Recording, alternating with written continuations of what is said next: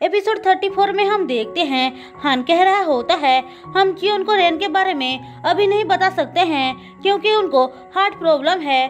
जून कहती है मेरे डैड को भी था इसीलिए तो वो दवाई लेते थे। अब सीन शिफ्ट होकर हमें हेई को दिखाया जाता है। वो बेचारी अपने पास्ट के बारे में सोच कर परेशान हो रही थी।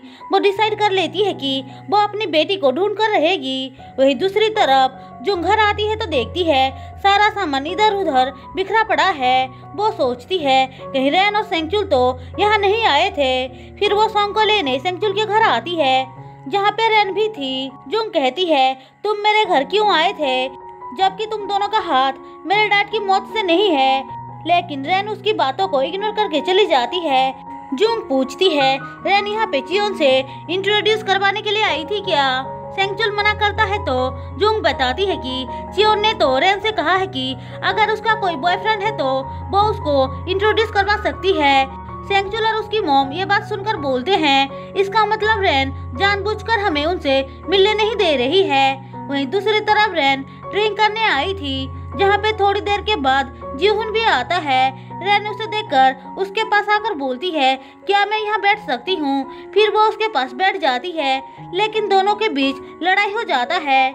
अब सीन शिफ्ट होकर हमें सेंगचुल और उसकी मॉम को दिखाया जाता है। वो चियोन से मिलने जाने के लिए रेडी हो रहा था। दोनों माँ बेटे जूंग की तारीफ करते हुए बोलते हैं हमने उसके साथ इतना सब कुछ किया फिर भी वो हमारी हेल्प कर रही है। हम देखते हैं जीहुन भी चियोन से मिलने आया था। रैन को जैसे ही इस बारे में पता चलता है वो तुरंत अपना मेकओवर करके बाहर निकलती है और उसके लिए खुद टी लेकर जाती है और वो जीहुन के सामने ऐसे प्रिटेंड करती है जैसे कि उसे पता ही नहीं था कि वो यहाँ पे है। जीहुन भी उसे देखकर शॉक था। चियोन उन दोनों को देखकर पूछती है क्या तुम दोनों एक दूसरे को जानते हो। रैन बताती है कि वो लोग जब भी मिलते हैं बस लड़ाई करते हैं। थोड़ी देर बाद सेंगचुल और उसकी मॉम भी आते हैं जिनको देखकर हान को बहुत गुस्सा आता है लेकिन जूंग उसे रोककर अंदर लेकर आती है और बताती है कि उसने रैन का असली चेहरा दिखाने के लिए ही उन लोगों को यहाँ पर बुलाया है। इसका मतलब वो उनकी हेल्प नहीं कर रही थी। वो तो सिर्फ चियोन के सामने सब कुछ एक्सपोज करना चाहती थी। लेकिन जब वो लोग चियोन के सामने आते हैं रैन उनको जबरदस्ती एक रूम में लेकर चली आती है और कहती है तुम लोगों से मैंने मना किया था कि मैं खुद तुमको यहाँ पर बुलाऊंगी। लेकिन तभी चियोन भी अंदर आ जाती है। सेंगचुल उनको बता देता है कि रैन और वो एक दूसरे से प्यार करते हैं। चियोन कहती है तुमने तो कहा था कि तुम किसी से प्यार नहीं करती हो। तभी जूंग अंदर आकर बोलती है अरे सॉन्ग के डैड आप यहाँ पे क्यों आए हैं। उसकी ऐसी बातें सुनकर वो दोनों शॉक्ड हो जाते हैं। चियोन कहती है ये तुम्हारा एक्स हस्बैंड है क्या। जूंग बेचारी बनते हुए कहती है अरे मैं गलत टाइम पे आ गई। लगता है तुम रैन से शादी करने के लिए परमिशन लेने आए हो। तुम दोनों खुश रहो बोलकर वो चली जाती है। चियोन को सच पता चलने के बाद उन दोनों को वहाँ से बाहर निकाल देती है। जूंग बाहर आकर उनको अच्छे से सुनाती है। सेंगचुल कहता है क्या तुमने जानबूझकर ये सब किया है। जूंग कहती है तुम पहले बताओ मेरे डैड के मौत वाले दिन क्या हुआ था। लेकिन सेंगचुल मुझे नहीं पता बोलकर चला जाता है। वहीं दूसरी तरफ चियोन रैन से पूछ रही थी मुझे सच बताओ। अब रैन तो सच बताने वालों में से नहीं थी इसीलिए ड्रामा स्टार्ट कर देती है। वो कहती है उसे पता नहीं था कि सेंगचुल शादीशुदा है। उसे जब इस बारे में पता चला उसने ब्रेकअप कर लिया। फ्लावर्स भेजने वाला भी वही था और जिम में भी सेंगचुल ने उसको मारा था लेकिन जीहुन ने उसको बचाया। वो इस तरह से झूठ बोल रही थी कि चियोन उसकी बातों को सच मानने लग जाती है। अब सीन शिफ्ट होकर हमें जूंग और हान को दिखाया जाता है। हान पूछता है तुम तो उन दोनों की अफेयर्स को छुपाना चाहती थी ना। जूंग कहती है क्योंकि वो सॉन्ग के डैड है इसीलिए मैं चुपचाप सब कुछ सह रही थी। लेकिन मुझे जब पता चला कि मेरे डैड के मौत के पीछे उन दोनों का हाथ है मैं चुप नहीं रह पाई। उसे सबक सिखाना जरूरी था। हान उसको एक ड्रेस देकर बोलता है मैंने एना के लिए खरीदा था लेकिन उसको कलर पसंद नहीं आया। तुम ये सॉन्ग के लिए ले जाना ये ब्रांड न्यू है।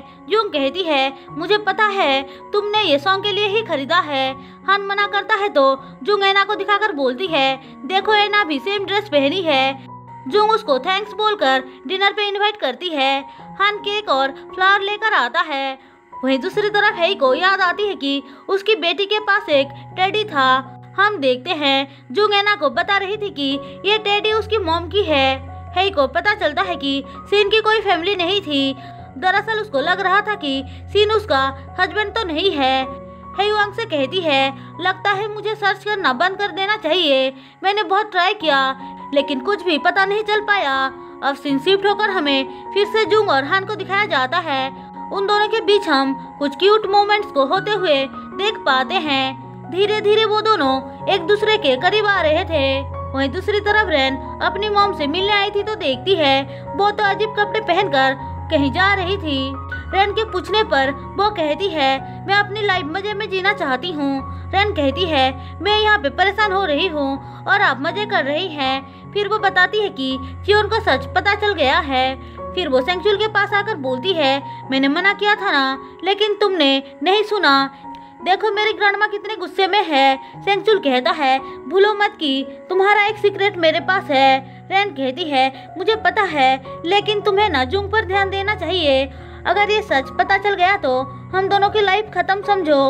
सेंगचुल कहता है, डोंट वरी, मैंने फोन को सेफ रखा है। रेन कहती है, तुमने तो देखा होगा ना उस फोन में क्या था मेरे खिलाफ। एक्चुअली मुझे सीन ने बताया नहीं था। वो जानबूझकर ऐसा बोल रही थी ताकि उसे पता चल सके कि सेंगचुल के पास सच में फोन है भी या नहीं। अब सीन शिफ्ट होकर हमें हान को दिखाया जाता है। वो जुंग के बारे में याद करते हुए सोच रहा था, ये मुझे हो क्या रहा है। नहीं नहीं, ये सिर्फ एक सिंपैथी है। मैं उसको क्यों पसंद करूँगा? कहीं उसने मेरे खाने में तो कुछ मिला नहीं दिया। वो मेरे दिमाग में से जा क्यों नहीं रही है। वहीं दूसरी तरफ जुंग फिर से एक्सीडेंट स्पॉट पे आई थी। तभी उसे हान का कॉल आता है। जुंग कहती है, मैं पार्क में चेक करने आई हूँ। हान को ये सुनकर उसके लिए फिक्र होता है। अब सीन शिफ्ट होकर हमें रेन को दिखाया जाता है। उसको जुंग ने एक नकली हाथ भेजा था जो देखकर वो डर जाती है। उसकी चीख सुनकर चियोन अंदर आती है और पूछती है, क्या हुआ रेन?